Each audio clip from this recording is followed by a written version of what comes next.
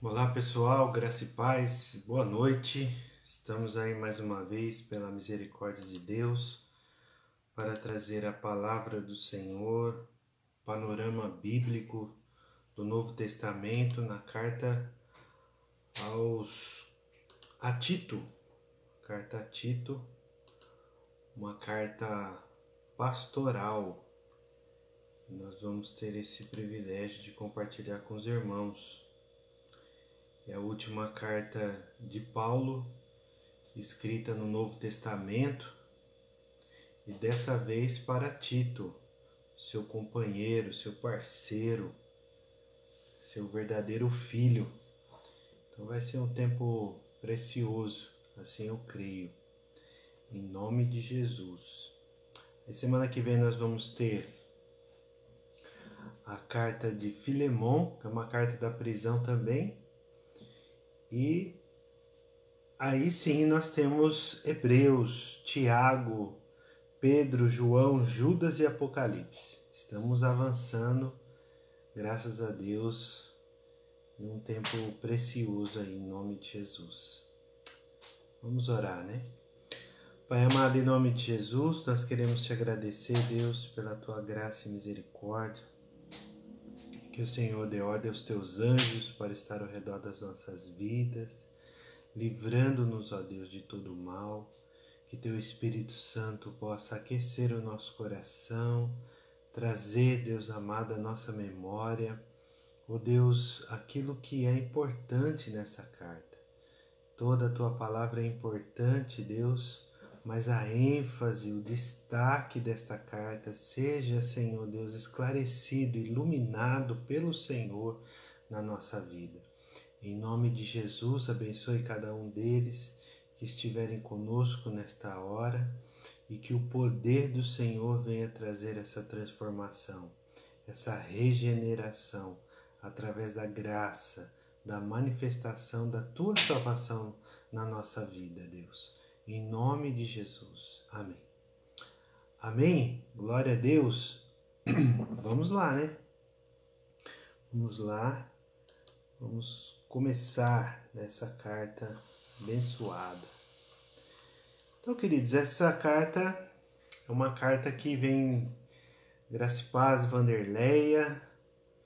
Seja muito bem-vinda, pastora Beatriz, Eliane e o Cláudio, a Lorena, um grande abraço, sejam muito bem-vindos. Então essa carta, queridos, ela tem o seu propósito de instruir, assim como foi feito na vida de Timóteo, né? Essa carta também tem a mesma incumbência. Mas antes da gente entrar efetivamente nessa carta, eu quero trazer um pensamento aqui que surgiu na minha mente ontem. Depois de uma conversa, depois de um aconselhamento acadêmico, me chamou a atenção para isso, essa herança apostólica. Né? A herança apostólica bíblica aqui que nós estamos nos referindo, ali a herança dos 12 apóstolos e também de Paulo, o apóstolo, é uma herança doutrinária. É uma herança que usa o Antigo Testamento para trazer bases, fundamentos da nossa fé. E com isso, queridos, essa herança ela precisa dar continuidade para os filhos, para os discípulos na fé, os discípulos de Cristo e aqueles que andam conosco, para trazer a continuidade dessa missão de pregar o Evangelho. Imagine só que tantos os pastores, tanto evangelistas, professores, mestres, né, professores, nós temos tantas pessoas incumbidas nessa missão, apóstolos, profetas, que estão ali nessa missão de levar a palavra do Senhor, pregar a palavra. Graça e paz, Valdinei e o pastor Luiz, muito bem-vindos. Pastora Valdineia, sejam muito bem-vindos. E aí a gente fica pensando, né? Ninguém quer morrer, ninguém quer viajar, assim. Às vezes não, né? Não tem essa intenção de assumir algum lugar. Mas onde você está agora? O que você faz para o Senhor dentro do corpo de Cristo? Se você nos deixar, ou se nós nos ausentar, quem assumirá o nosso lugar? Já parou para pensar nisso? Então a igreja de Jesus Cristo, ela precisa ser contínua, ela precisa ter uma base, ela precisa ter um alicerce e precisa ter pessoas que vão dar continuidade ao ministério.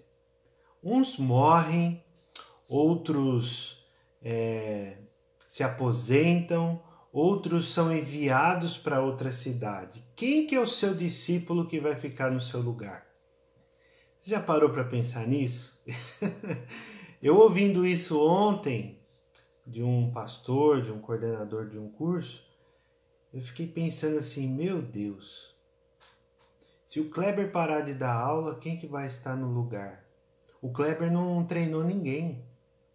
Tem outras pessoas, graças a Deus, na Igreja Batista Nova Aliança, que fazemos parte, que são capacitadas para isso, que têm total bagagem, estrutura, conhecimento para dar continuidade a esse projeto. Mas o Kleber em si não deixou nenhum substituto. A igreja tem, mas o Kleber não tem. Tá entendendo? Então o discipulado dentro da visão celular, o discipulado em Cristo Jesus, o discipulado bíblico, precisa formar pessoas para que essas pessoas deem continuidade na nossa ausência. E às vezes a ausência é uma aposentadoria, às vezes a ausência é uma morte inesperada ou outras coisas. Mas é uma ausência que não tem quem outra pessoa para fazer. Então isso me preocupou bem, apesar que a minha esperança é fazer isso por muitos anos, no mínimo aí mais uns 30 anos, né, se Deus me der saúde. Mas esses 30 anos eu preciso treinar umas 10 pessoas para fazer aquilo que eu estou fazendo hoje. Então pense nisso, amados. Pense naquilo que você quer deixar. Paulo, o apóstolo, ele se preocupou com isso. Jesus, o nosso mestre, o Messias, o profeta, o Rei dos Reis, ele se preocupou com isso. Vem dessa cultura de trazer essa verdade, né? Essa continuidade na missão. Jesus levantou os seus 12 mais próximos, os 12 líderes, os 12 apóstolos, os 12 discípulos, os 12 seguidores para dar continuidade. E nessa continuidade nós vemos essa necessidade, porque ele tinha certeza, Jesus Cristo tinha certeza que ia morrer em nosso lugar para trazer vida eterna. Ia ressuscitar, mas ele não ia ficar aqui na terra por todos esses anos. Então ele deixou seguidores. Paulo, por sua vez, também da mesma maneira, todos os lugares que ele chegava, ele levantava presbítero, impunha as mãos sobre homens idôneos, fiéis, para dar continuidade à palavra do Senhor. E com isso, né, no último M12, o apóstolo Jacó disse algo nesse sentido, né? Não lembro se os irmãos vão recordar isso, mas ele trouxe uma palavra nesse sentido, que não é a igreja do apóstolo Jacó, não é a igreja do pastor Y, X ou Z, mas é a Igreja Batista Nova Aliança. Então essa igreja precisa dar continuidade, essa igreja precisa continuar fazendo a obra do Senhor. Essa identidade precisa ser preservada. E aquele que tem identidade, ele sabe de onde ele veio e para onde ele vai. Aquele que tem identidade, ele sabe o que está fazendo. E isso nós precisamos estar muito claro na nossa mente. Amém, amados? Então essa carta ela é bem curtinha, né? 3 capítulos, mas tem um conteúdo muito significativo, né? Então o apóstolo Paulo foi o autor dessa carta, como nós vemos na introdução, mas por outras pessoas é muito questionável. É difícil questionar para nós com tanta certeza. Tradição, os pais da igreja sempre sinalizando para Paulo, principalmente aquilo que efetivamente está escrito, né, na carta de Tito, que tem aí essa instrução, essa saudação, né, de Paulo, o apóstolo, servo de Deus. E também o que ele traz? Ele traz a instrução a Tito, seu verdadeiro filho na fé, para colocar ordem nas igrejas de Creta. Creta, ela fica no extremo sul, né, dentro do mar Mediterrâneo, mas no extremo sul da Grécia, né, no caso Acaia. Então, para baixo ali de Corinto, a cidade de Atenas, que fica na Acaia, na Grécia. Então, você entrando dentro do mar, você anda mais alguns quilômetros e chega nessa ilha. Essa ilha era muito populosa, era uma ilha grande, com bastante movimentação, porque no curso dos navios, eles paravam nessa ilha para esperar a ventania, né, o frio, as tempestades se amenizar, e também eles paravam lá para trocar as suas mercadorias, para comprar, para vender. Então essa ilha é muito importante. E essa ilha também tem esse propósito com as igrejas. Paulo ele está com essa finalidade de poder levar a Tito, ele foi deixado lá para essa missão, para colocar a igreja em ordem, para colocar a casa de Deus em ordem, incluindo também a qualificação dos anciãos, dos líderes, dos bispos, muito semelhante de 1 Timóteo também, que nós já vimos há 2 semanas atrás, e também a instrução de vários grupos sociais, no caso a família, homens velhos, mulheres idosas, mulheres velhas, jovens, servos. Então todos eles, incluindo Tito, deveriam ser padrão aos fiéis. Só que dentro de tudo isso existia o mesmo problema que tinha em Éfeso, existia também algo muito semelhante na ilha de Creta, né? Então, amados, de onde ele escreveu? Essa carta Paulo escreveu provavelmente entre a primeira prisão com a segunda prisão em Roma. Então, quando ele escreveu para Timóteo, ele escreveu também para Creta. Diferentemente da primeira prisão que ele esteve lá, no finalzinho do capítulo 28 de Atos, que ele escreveu para Filipos, escreveu para Tessalônica, escreveu para Tessalônica não, para Filemon, para Efésio, então para Éfeso, né? Então para essas cartas foram encaminhadas já ele preso na primeira prisão. Agora aqui não, aqui é um diferenciado. Vamos dizer assim que ele saiu liberto, deixou Tito em Creta e prosseguiu para Éfeso na Ásia Menor com Timóteo. Depois ele foi para Macedônia, inspirado por Deus provavelmente, e de lá ele foi preso a segunda vez. Isso não tem registro bíblico, isso somente é história. Então, amados, essa época, se Paulo foi morto, decapitado no ano 67, provavelmente 67 ou 68, aqui essa carta já foi em 62, 63 ou algo semelhante.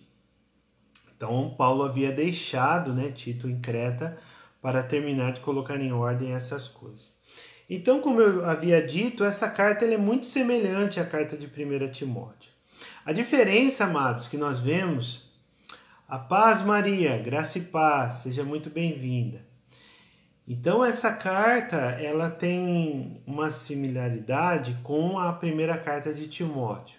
As mesmas instruções pastorais, de liderança, de como pregar a palavra, tem muita coisa semelhante, mas de uma forma mais objetiva, mais condensada, vamos dizer assim. Então aqui, amados, nós temos essa grande instrução, né, de Paulo. Só que, por exemplo, a diferença de Timóteo para Tito. Timóteo era jovem, era tímido e doente. Agora, Tito não, por sua vez, ele era diferente. Ele era uma pessoa ousada. Por quê? Porque ele foi encarregado de levar a primeira carta para a igreja em Corinto, onde existiam muitos problemas lá que estavam acontecendo, como nós já falamos em aulas passadas. Então ele teve que tomar atitude. E olha só que interessante, como Timóteo foi apresentado, né, pelo apóstolo Paulo para que ele fosse efetivamente, né, respeitado naquele lugar. Tito, ele foi colocado como um homem, segundo Coríntios capítulo 12, versículo 18, ele foi colocado como o mesmo espírito e as mesmas pisadas, a mesma capacidade, né, de compreensão, a mesma missão. Então Tito foi uma pessoa cheia de coragem, diferentemente de Timóteo, para poder ser investido dessa autoridade, né? Foi chamado de companheiro, foi chamado de cooperador, né, deste missionário. Enquanto Tito foi encarregado de levar e cuidar da missão paulina em Corinto, a Bíblia diz que ele tinha o mesmo espírito e a mesma pisada, né? Tito era em um quesito, né, diferentemente de Timóteo, porque ele era filho de pais gentios. Nós vamos ver no início dessa carta, logo nos primeiros versículos, a respeito de uma fé comum. Essa fé comum quer dizer o quê? Que não precisava obedecer efetivamente à lei para receber a graça. São pessoas comuns, são pessoas gentias, né, que não haviam essa promessa inicial como a igreja, como a congregação, como o povo de Israel. E tem sim aquela promessa lá do Antigo Testamento, quando fala sobre Abraão a respeito dos gentios. Então aqui é diferente nesse quesito, que enquanto Timóteo era filho de pai grego e mãe judia, né, a sua avó também era judia, ele foi educado nessa parte. Tito, por sua vez, não. Tito ele foi educado pela graça de Deus. A graça de Deus é uma graça educadora. A graça é pedagoga, né, na instrução do conhecimento da doutrina. Então a graça de Deus capacitou a vida de Tito nessa missão. E aqui Paulo ele vai trazer isso, né? Então vamos lá, queridos, sem mais delongas, depois você pode ler o material com mais calma. Vamos abrir aí a sua Bíblia, a minha Bíblia, em Tito, capítulo 1, versículo 1 também. Vamos ler?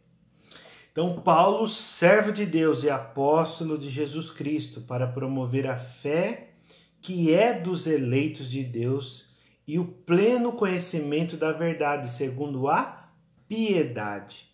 Então, nesse versículo 1, nós entendemos o quê? Que essa missão de Paulo era promover a fé. Então, a nossa missão não é diferente, é promover a fé. E essa fé precisa estar contida na palavra de Deus, precisa estar esclarecida. A minha missão e a sua missão é esclarecer a palavra de Deus. A palavra de Deus não pode conter dúvida no coração das pessoas que estão à nossa volta. Não pode ter dúvida no nosso coração. A nossa função é trazer esclarecimento, trazer clareza, trazer luz para o entendimento das pessoas que estão lendo a palavra de Deus. Como aquela pessoa que estava junto com Felipe lá no caminho e ela falou lendo Isaías, ele não entendia, mas aí Felipe foi lá, entendes o que lês? Então é isso que nós precisamos, sempre estar perguntando. Você está entendendo o que você está lendo na palavra de Deus? Qual que é a sua dificuldade? Então Deus vai trazer essa compreensão, essa capacitação para mim, para você, para explicar para essas pessoas. E esse mesmo poder que opera em nós vai operar também na vida dessa pessoa para receber essa instrução, esse esclarecimento. Então não pode ter dúvidas. Nós somos pessoas chamadas por Deus para esclarecer a palavra. E aqui para promover essa fé. Porque são pessoas eleitas, são pessoas já escolhidas. São pessoas que estão ali sempre selecionadas por Deus. Já são pessoas que Deus chamou para a salvação. São eleitos. E escrevo na esperança da vida eterna que o Deus que não pode mentir prometeu antes dos tempos eternos. Então Deus, ele prometeu a vida eterna. E ele prometendo a vida eterna, ele não mente. Ele não vai mentir. Ele não vai dizer para você aquilo que ele não pode cumprir. Ele não vai ser homem para que minta, nem filho do homem para que se arrependa. Então a Bíblia diz muito claramente a respeito disso. Então aqui Paulo está trazendo isso para que a pessoa que, no caso Tito e também a igreja em Creta, possa receber essa injeção de esperança. Então, no momento oportuno, manifestou a sua palavra mediante a pregação que me foi confiada por ordem de Deus, nosso Salvador.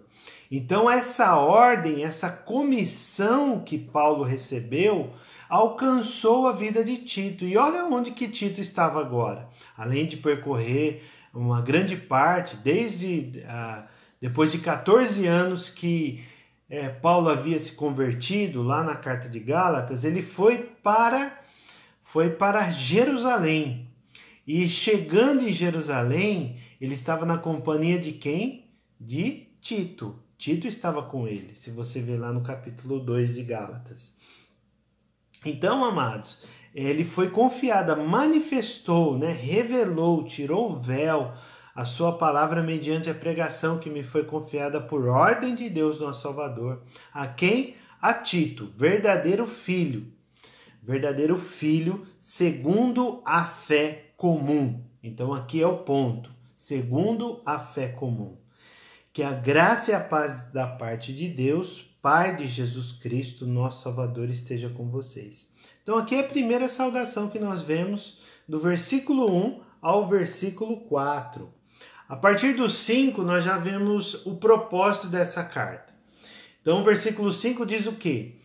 Foi por esta causa que deixei você em Creta, para que pusesse em ordem as coisas restantes, bem como em cada cidade constituísse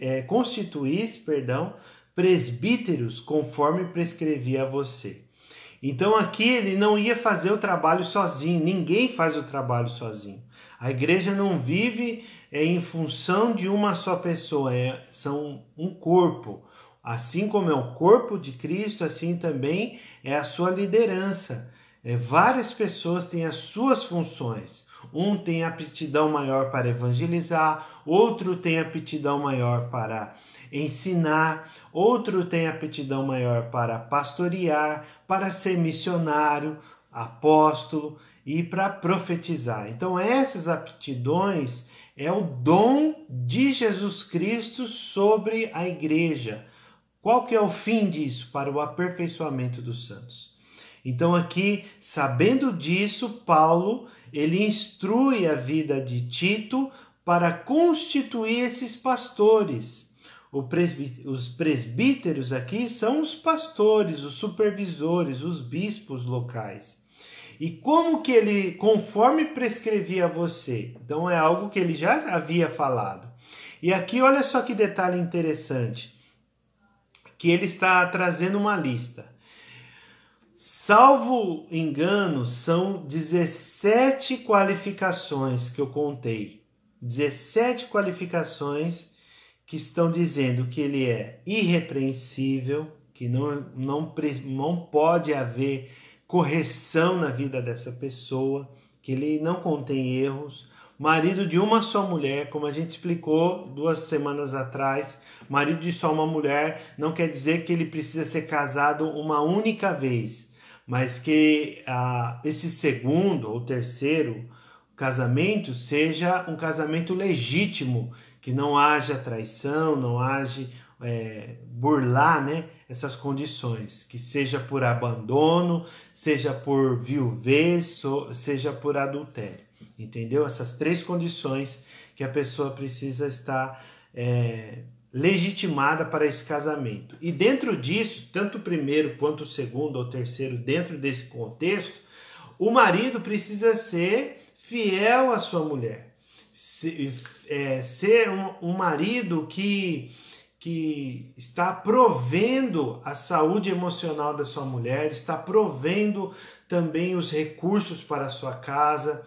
É essa fidelidade que Paulo está falando a respeito, né, do marido de uma só mulher. Que tenha filhos. Esses filhos sejam, primeiro, crentes. Segundo, que não são acusadores à devassidão, à imoralidade, a atos obscenos. Esses filhos não têm que ser crentes. Não sejam acusadores de imoralidades e também não sejam insubordinados, rebeldes, resistentes. Então, os filhos têm que ter essas 3 características: não insubordinados, não acusados de devassidão e sejam crentes. E aí, prosseguindo, porque é indispensável que o bispo, ou o presbítero, ou o pastor, por ser encarregado das coisas de Deus, seja irrepreensível. Olha como repete essa palavra 2 vezes. Não arrogante. Então, quando um líder ele é arrogante, o que acontece? Ele afasta as pessoas. Ele não atrai as pessoas. A educação, o respeito, cabe em qualquer lugar, e isso é aceitável, isso é agradável, isso é gentil em qualquer lugar que você esteja. Então, ao contrário disso, uma pessoa arrogante, ela não vai conseguir manter a liderança, as pessoas à sua volta, entende? Então, o bispo não pode ser arrogante. Alguém que se irrita facilmente. Isso aqui é difícil, hein? Isso aqui é difícil porque, veja bem, a pessoa ela pode se irritar, como diz a palavra lá de Paulo, a carta aos Efésios. Mas ela precisa, amados, não colocar o sol antes, né? Como diz lá em Efésios, né? Vamos ler aqui. Que me fugiu o texto agora. Efésios capítulo 4 tem essa instrução. Efésios capítulo 4, ele diz isso, né?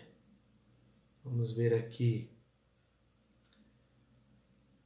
No versículo 26. Fiquem irados e não pequem. Não deixe que o sol se ponha sobre a ira de vocês. Quer dizer o quê? Resolva isso. Não fique irritado de um dia para o outro. É isso que Paulo está querendo ensinar aqui para essa igreja e, consequentemente, dentro dessa teologia de Paulo, graça e paz, Roseli e Maílson, sejam muito bem-vindos. Então, dentro disso, essa arrogância, essa pessoa que se irrita facilmente, ela não pode também ser apegado ao vinho. Quer dizer o quê? Viver embriagado pelo vinho. Então a Bíblia condena a embriaguez pelo vinho, pela bebida alcoólica. Não pode ser violento. Entende? Como que um bispo, um presbítero, um pastor, um supervisor de igreja, um líder de igreja vai ser violento com as outras pessoas, né? Violento em vários sentidos. E nem também ganancioso, que sempre está buscando receber lucros. Pelo contrário, o bispo deve ser hospitaleiro, amigo do bem, sensato, justo, piedoso, deve ter domínio de si, ser apegado. Imagina ser apegado à palavra fiel. Então, ser apegado, você imagina, o que você se apega fácil? Uma coisa assim que eu me apego fácil é chocolate.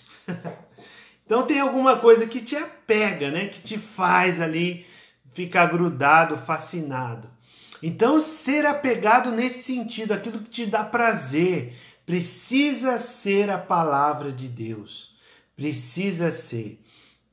Porque se você for apegado, é igual uma arma de fogo para um policial. Por exemplo, ele não pode deixar ela em qualquer lugar, ele precisa estar sempre apegado, à distância de um braço, ele alcançar aquela arma para se proteger e proteger também as outras pessoas que estão à sua volta. Teoricamente precisa ser assim. Então, queridos, a palavra de Deus precisa ter a mesma distância de um braço, que a gente vai lá e alcance muito, de uma forma fácil, né? Rápida, né? E para que a gente possa consultar, para que a gente possa meditar nessa palavra. Graças a Deus hoje temos a tecnologia de colocar a palavra de Deus dentro da Bíblia. É uma coisa assim incrível, que eu lembro que a primeira vez que o Marcos, o líder, né? Esqueci o sobrenome dele. O líder que foi do pastor João e da pastora Beatriz, ele disse assim, que Kleber, agora tem um aplicativo com a Bíblia. Eu falei, mas como que é isso? Tem um aplicativo dentro do celular com a Bíblia inteira. Eu falei, não cabe, rapaz. Na minha cabeça eu não consegui entender isso. Muito mais. Marcos Ribas, obrigado, pastor. Então, o Marcos Ribas me disse isso. Aí ele falou, não, mas cabe. Eu falei, mas não é possível, rapaz. E realmente era aquilo mesmo, e hoje nós vemos essa facilidade. E além de ter a Bíblia, nós temos várias traduções dentro de um só aplicativo. Olha só que maravilha isso, queridos. E às vezes as pessoas têm dificuldade de entender essa palavra, de usar a força poderosa, como nós dissemos na célula, né? O Cláudio ministrou a célula, foi uma bênção, e ele estava dizendo sobre a importância da palavra, e a palavra tem essa potência toda, mas nós precisamos administrar ela, né? Conhecer ela, ser apegado à palavra, né? Ser apegado, não ser apegado, olha só que interessante. Está falando que o bispo não pode ser apegado ao vinho. Por quê? Porque o vinho traz embriaguez, o vinho traz alívio no sofrimento, pode ser físico ou emocional. Por isso que muitas vezes as pessoas bebem muito, né? Se embriagam muito. Então, por conta disso. Então, para trazer esse alívio. E aí ela fala o contrário. Paulo está falando ao contrário para Tito. Precisa ser apegado ao quê? À palavra. Então, apegado à palavra fiel, que está de acordo com a doutrina, para que possa exortar pelo reto ensino e convencer os que contradizem esse ensino. Olha só que interessante. Não tem muita gente que questiona a sua crença? Não tem algumas pessoas que falam, Jesus foi uma pessoa comum, ou às vezes, Deus não existe, Deus é uma força, um poder, alguma coisa não sei do que, e vai querendo contradizer aquilo que você está falando, pregando. Então, se a pessoa está apegada à palavra fiel, ela vai ter argumentação legítima, porque a palavra de Deus é a nossa confissão de fé e prática, para argumentar com excelência, com substância, com consistência, os argumentos que estão vindo contra nós. E isso só é possível pela sã doutrina, pela doutrina correta, pela doutrina correta que nos traz esse conhecimento. Entende, queridos? Então é isso que ele está dizendo. Aí ele prossegue já direcionando a respeito dos falsos mestres, que sempre estão em todo lugar. Esses caras dão trabalho, né? Você já percebeu que todo lugar que Paulo estava, que Jesus estava, tinha o grupo dos judaizantes que estavam sempre questionando o cristianismo, porque o cristianismo era novo e não tinha nenhuma obra que o fizesse e dar uma garantia, uma visibilidade. Eu estou guardando a lei, estou cumprindo os mandamentos, por isso eu vou ser salvo. Não, o cristianismo era para quê? Para receber essa graça, essa misericórdia de Deus que nos traz salvação e com isso trazer também a espontaneidade, né? A generosidade das boas obras. Aí com isso, essa transformação feita pelo Espírito dentro da vida do crente vai trazer o que para ele? A piedade, ser uma pessoa pia, uma pessoa que teme ao Senhor, uma pessoa que ora, uma pessoa que lê a Bíblia. Isso é piedade. A impiedade, a iniquidade são situações que vão trazer maldade. Então nós, como cristãos, como servos do Senhor, precisamos ser opostos. E olha só que interessante a partir do versículo 10, que diz assim: porque existem muitos, especialmente os da circuncisão, são os judaizantes, não tem como falar que não sejam, né? Que são insubordinados, que falam coisas sem sentido, enganam os outros. É preciso fazer com que eles se calem, porque andam pervertendo casas inteiras, ensinando os que não devem, com a intenção vergonhosa de ganhar dinheiro. Se você observar todas as qualificações dos bispos aqui, que Paulo falou para Tito levantar esses anciãos, essas pessoas com essas qualidades, esses falsos mestres tinham as suas qualidades opostas, as suas características opostas. Então por isso que ele está falando que tem que ser o oposto desse tipo de pessoa, que querem só argumento, né? Até os seus próprios profetas, no versículo 12, que diz que foi um dos cretenses, um próprio profeta deles, que disse: os cretenses são sempre mentirosos, feras terríveis, comilões preguiçosos. Meu Deus, será que tem crente assim?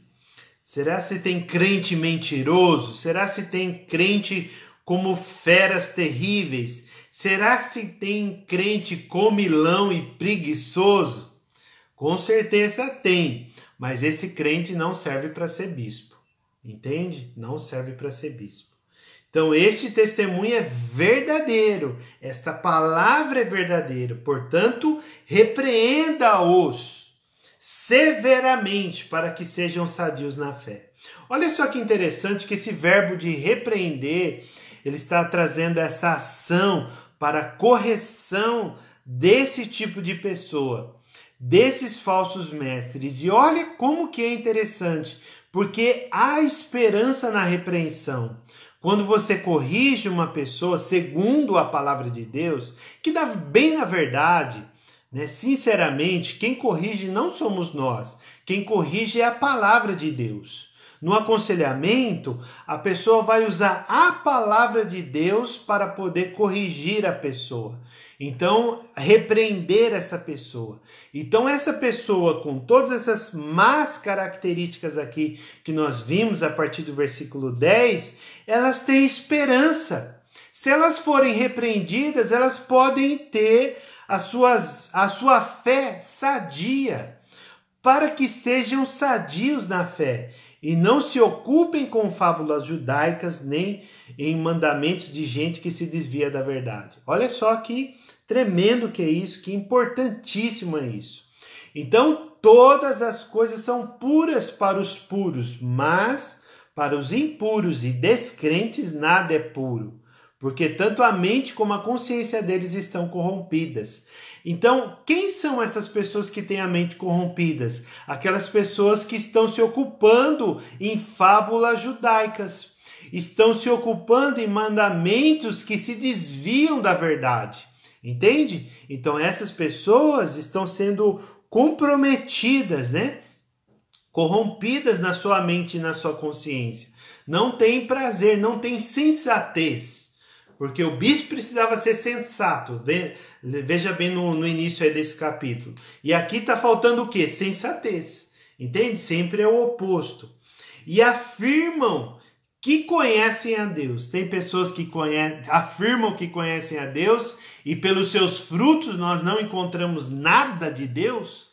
É fato, porque a Bíblia diz aqui também. Afirmam que conhecem a Deus, mas o negam por meio do que fazem. Então não sustenta aquilo que falam, porque não fazem. Entende? Então essa atitude do crente precisa estar confessando, mas fazendo. Confessando a graça salvadora através do Evangelho de Jesus Cristo, mas também praticando as boas obras de piedade.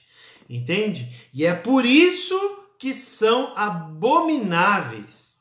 Pensa numa coisa abominável, pensa numa coisa que causa rejeição, afastamento, isolamento. Uma pessoa que está passando por uma dificuldade e ela não é querida, não é quista no meio do corpo. Ela não se encaixa dentro do corpo, dentro de uma família. Então uma coisa que é abominável aos olhos de Deus, aos olhos da igreja. Então essa pessoa abominável é aquela que só fala, veja bem, é aquela que só fala que conhece a Deus, mas não faz coisa nenhuma. Essa é uma pessoa abominável, desobediente e reprovados para qualquer boa obra. Olha só quanta coisa que nós temos aqui, né? Vamos prosseguir para o capítulo 2, aproveitando que só temos 3. Mas você, Tito, meu verdadeiro filho, Paulo dizendo, meu companheiro, meu ajudador nas missões, mas você ensine o que está de acordo com a sã doutrina. É essa a nossa missão, amados. Nós temos que expor as escrituras de uma forma muito fácil para compreensão, mas não se esquecendo da riqueza do texto, não se esquecendo do conteúdo que agrega valores para nós, segundo a palavra, da verdade, a sã, aquela doutrina que é pura, aquela doutrina que é a essência da palavra de Deus. Então é isso que nós precisamos. Aí ele começa a discorrer em alguns grupos aqui, né? O primeiro grupo são homens idosos, o segundo são as mulheres idosas. Então você vê, poderia falar sobre família, né? Mas não, ele está fazendo de uma forma para que haja uma comunicação entre as partes. Então, por exemplo, homens idosos não têm, às vezes, os mesmos hábitos, a mesma linguagem com as mulheres idosas, apesar de ser da mesma faixa etária. Mas aqui é específico, tratando com os homens e tratando com as mulheres idosas. Tem a sua missão, a sua importância. Aí ele prossegue também para os jovens, né? Paulo está falando do mesmo modo quanto aos mais jovens, exortos para que em todas as coisas sejam moderados. E também ele vai falando, no versículo 7, olha que interessante, que além desse grupo, Paulo está colocando mais uma vez Tito em destaque, para que ele seja exemplo para os fiéis, padrão para os fiéis, da mesma forma como ele fez com Timóteo, né? Veja bem aí no versículo 7. Seja você mesmo um exemplo de boas obras. Então, seja você mesmo, Tito, um bom exemplo, um exemplo de boas obras. Quais são essas obras, Kleber? Qual que é a boa obra? A boa obra é entregar sopa na rua? Sim, com certeza. Ao calçado, principalmente, né? Tem os irmãos da igreja que fazem esse trabalho muito nobre de assistência social. Estão ali levando alimento, roupas. Isso é uma boa obra. Mas a boa obra também é o ensino. Isso é uma boa obra, porque ele está falando logo na sequência. Então a boa obra é o ensino da palavra de Deus. A boa obra é mostrar a integridade. A boa obra é demonstrar reverência.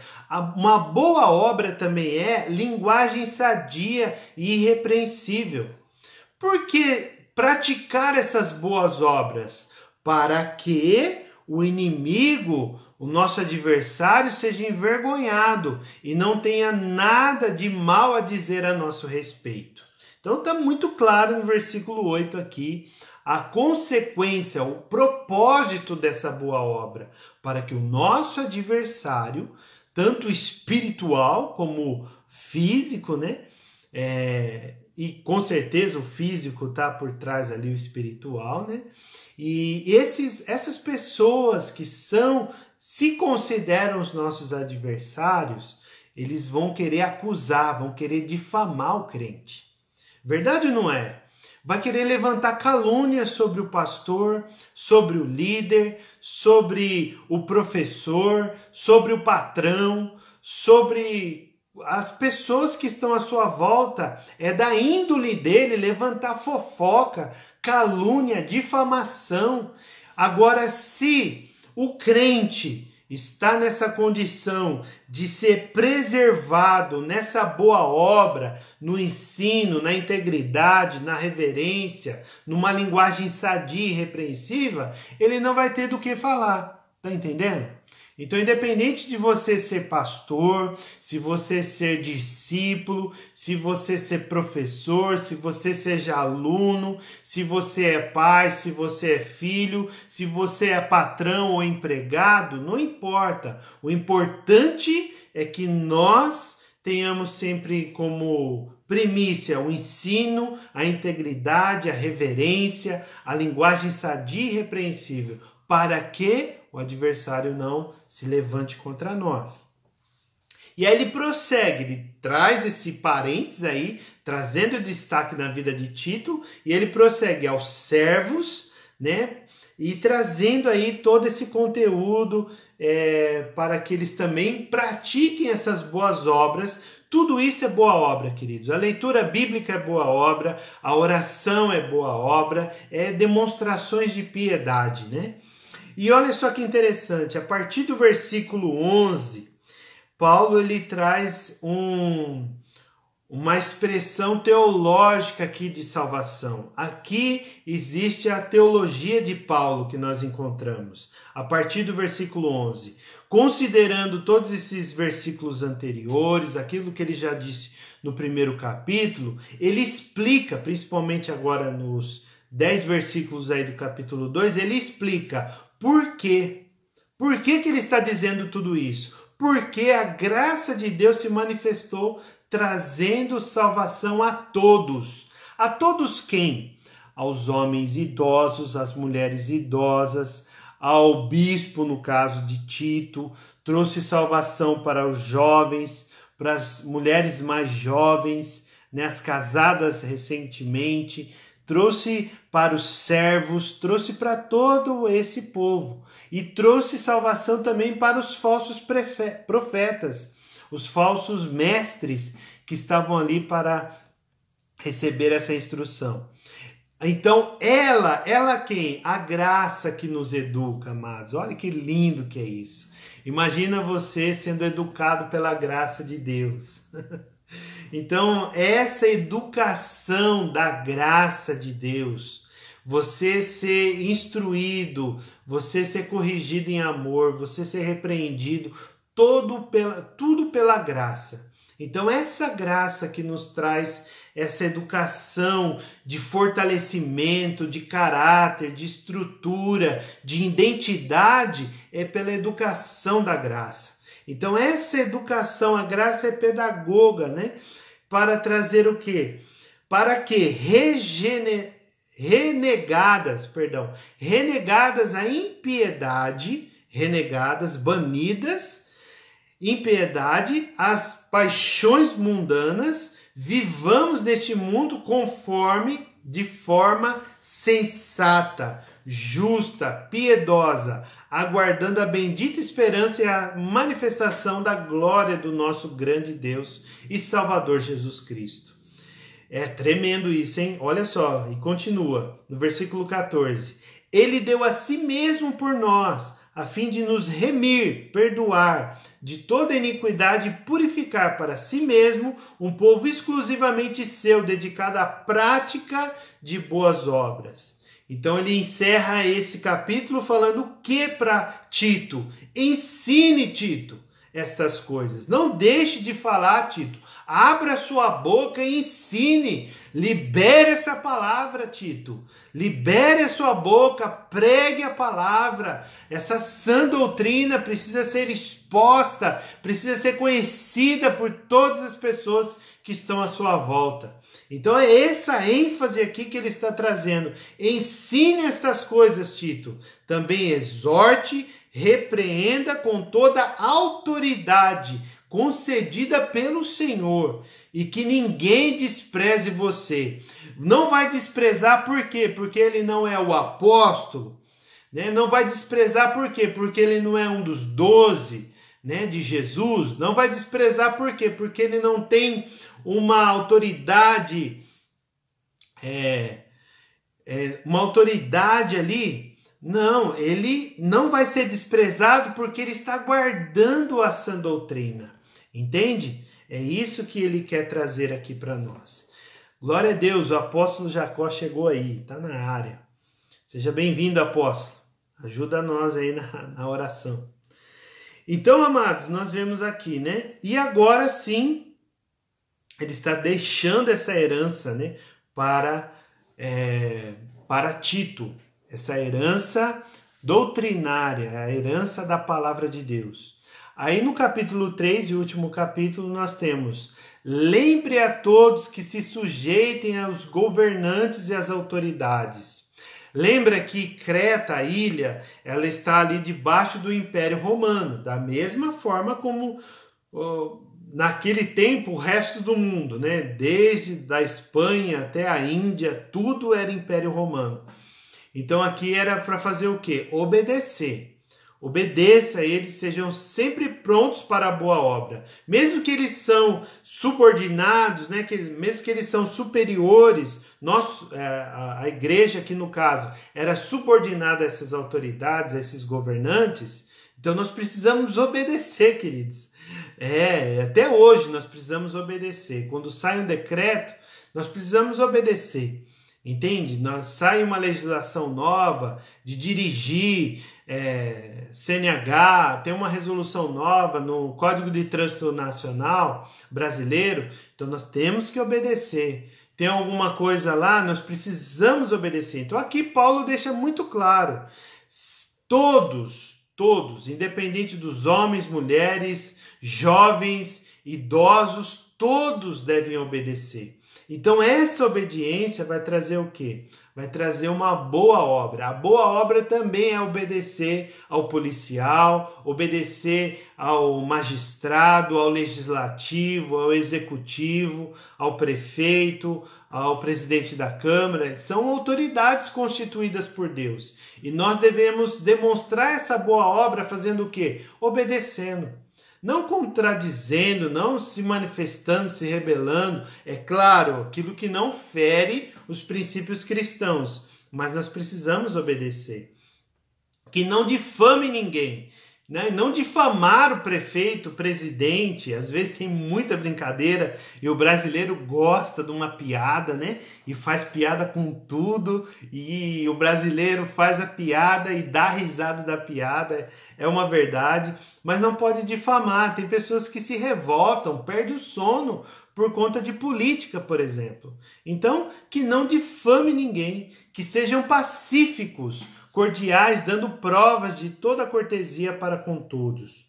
Pois nós também, no passado, aqui ele começa a demonstrar, falar aqui do seu testemunho. Ele diz, como ele fala nós também, ele está incluindo Tito.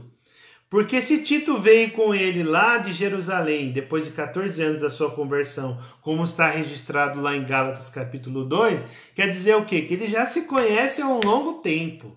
Entende? Então, pode ser ou não, mas um dando testemunho para o outro, já teve aquela confissão, e aqui é onde que Paulo entra e diz: pois nós também no passado éramos insensatos, desobedientes, desgarrados, e aí ele vai dizendo aqui. E aí tem outra parte teológica, que a teologia de Paulo da salvação, que é a partir do versículo 4, que na minha opinião é um dos versículos, são 4 versículos, né? 4, 5, 6, 7 e 8 também, falando a respeito de uma teologia bíblica da salvação. Aqui Paulo ele está enfatizando a graça e a boa obra. Mas como que isso acontece? Ele vai explicar aqui a partir do versículo 4.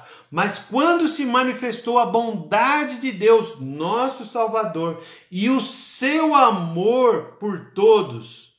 Então olha só, que a bondade de Deus e o seu amor que trouxe salvação para nós. Ele nos salvou, não por obras de justiça praticada por nós. Olha, tudo que você fizer pensando em salvação vai ser um plano frustrado. Eu vou fazer isso, vou fazer aquilo porque Deus se agrada e eu vou preservar a minha salvação. Não, está errado. Está errado, porque isso não vai garantir a sua salvação. O que vai garantir é a sua fé em Cristo Jesus. É pela fé, é pela graça somente. E essa graça que vai te capacitar para a salvação. Porque essa graça se manifestou através da bondade e do amor do nosso Salvador para nós. E ele nos salvou, não por essas obras, mas segundo a sua misericórdia. Olha só que nós vemos a bondade, o amor e a misericórdia de Deus. Ele nos salvou mediante o lavar regenerador e renovador do Espírito Santo. Então essa obra é de Deus. A obra da salvação é de Deus. Então aquilo que você sentiu sendo lavado, regenerado, renovado, foi por causa do Espírito Santo.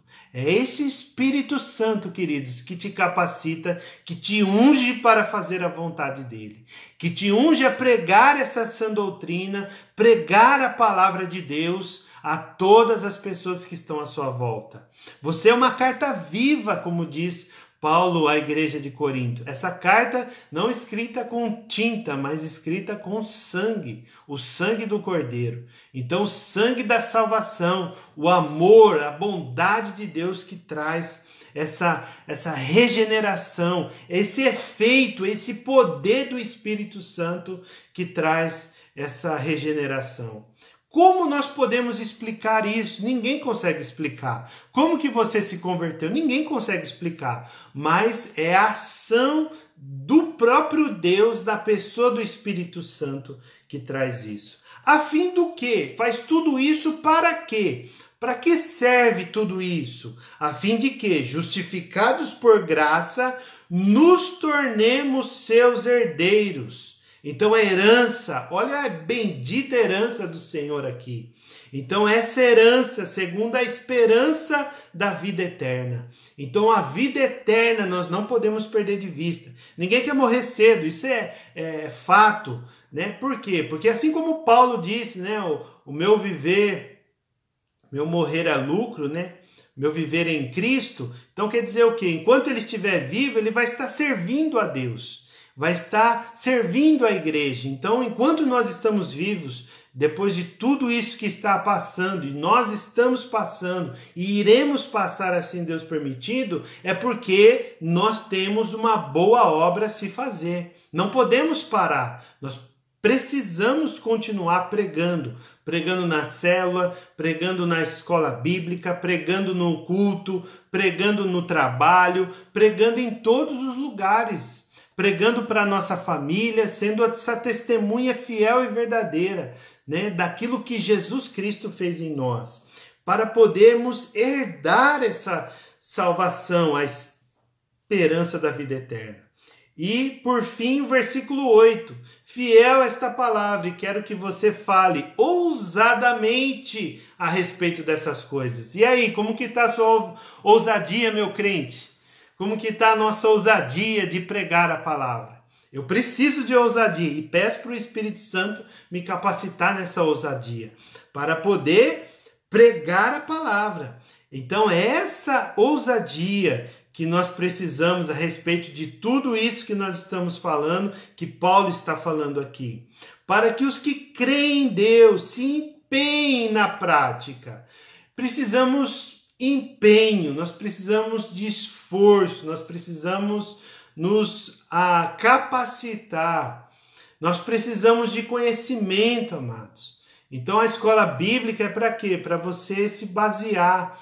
O curso de teologia é para quê? Para te capacitar teologicamente, para você defender a sua fé, não desviar. Tem pessoas que se convertem de verdade no seminário de teologia. Por quê? Porque ela traz essa convicção, conhecimento, e a fé que foi brotada ali no seu coração em Cristo Jesus, ela só aumenta, é o desenvolvimento da salvação. Então é isso que nós precisamos estar sempre pensando em crescer na graça e no conhecimento do Senhor. Entende? Por isso que as pessoas estão sempre estudando, sempre lendo livro, sempre se dedicando fielmente às Escrituras para compreender o conhecimento do Senhor. Então é esse o objetivo, né? E essas coisas são excelentes e proveitosas para todas as pessoas, para todos, para todos. O rico, o pobre, o órfão, a viúva, o empresário, o empregado, o empreendedor, o funcionário, o patrão, o professor, o aluno, para todos, para os mais velhos, para os mais jovens, para os escravos, para todos estão, essas coisas são proveitosas, né? Como diz aqui o texto. Aí ele volta à narrativa falando a respeito dos falsos mestres. Então evite discussões tolas, genealogias, controvérsias e debates sobre a lei, porque são inúteis e sem valor. Evita a pessoa que provoca divisão. Se você conhece uma pessoa que é caluniador, difamador, intrigas, oposições, rebeldia, não fique perto dessa pessoa. Se essa pessoa está dentro da igreja, afasta dela. Sai de reto, Satanás. Então, mais ou menos assim. Então, evite essas pessoas que provocam dissensões, divisões. Depois de admoestá-las uma ou duas vezes. Olha aqui aonde nos leva esse texto. Lá em Mateus capítulo 18, quando ele fala a respeito de exortar o irmão que pecou. Né? Você vai lá e repreende aquele irmão que pecou. E depois, se ele não aceitar, você leva uma testemunha. Se ele não aceitar, aí você apresenta toda a congregação. Então aqui Paulo está tirando da onde, né? Uma ou duas vezes, nesse sentido. Né? Nesse sentido que Paulo está falando. Pois você sabe que tal pessoa está pervertida, vive pecando e por si mesma está condenada. Então essa pessoa que vive pecando, ela precisa ser repreendida por nós. Irmão, isso desagrada o coração de Deus, isso a Bíblia não diz para você estar fazendo isso, isso é pecado, a Bíblia diz que isso é pecado que você está fazendo. Então que você se arrependa para poder ter salvação, para sua vida ser uma vida abundante. Então repreenda, corrige, exorte, pregue a palavra, pregue a palavra. Quando eu lhe enviar Ártemas ou Tíquico, Tíquico é parceiro, hein? Faça o possível para vir ao meu encontro em Nicópolis. Olha só que interessante aqui também. Nesse versículo ele está falando o quê? Ele sempre manda alguém para ficar no lugar daquela pessoa que ele quer conversar, né? Aí ele vai, viaja, tudo viagem longa, né? Tem que pegar navios e muita caminhada a pé, muita distância percorrida com caminhada, né? A pé. Então, esses períodos ele está sempre falando. E estou resolvido a passar o inverno aí. Ajude da melhor maneira possível Zenas, o intérprete da lei, e também Apolo, para que não lhes falte nada para a viagem. E quanto aos nossos, que aprendam também a se empenhar na prática de boas obras a favor dos necessitados, para que não se tornem infrutíferos. Todos os que estão comigo mandam saudações a você. Dê saudações àqueles que nos amam na fé. A graça esteja com todos vocês. Amém? Então, olha só que tremendo que é isso daqui, né? Aqui Paulo está enfatizando mais uma vez as boas obras. Então, as boas obras só é possível quando a pessoa recebe essa graça regeneradora, né, da bondade, do amor, da misericórdia de Deus, como nós vimos ali no texto. E aqui ele traz essa menção desses cooperadores, né, da palavra de Deus, Zenas, Apolo, está falando de Artenas, ou Tíquico, né? Ele não sabe qual que vai enviar ainda, mas para vir ao encontro. Então, essa saudação nos remete ao quê? A pessoas que estão ali junto com ele, dentro dessa missão. A herança, por assim dizer, nós entendemos o quê? Que essa herança precisa ser doutrinária. A herança apostólica. Lá em Atos capítulo 2, os discípulos estavam em comum acordo, né, na doutrina dos apóstolos. Então estavam lendo, discutindo, conversando a respeito daquilo que os apóstolos estavam ensinando. Então esse ensinamento bíblico é que precisa ser herdado e, consequentemente, dar continuidade. Como nós falamos no início, quem é o seu substituto? Quem que é a pessoa que você vai treinar para ficar no seu lugar?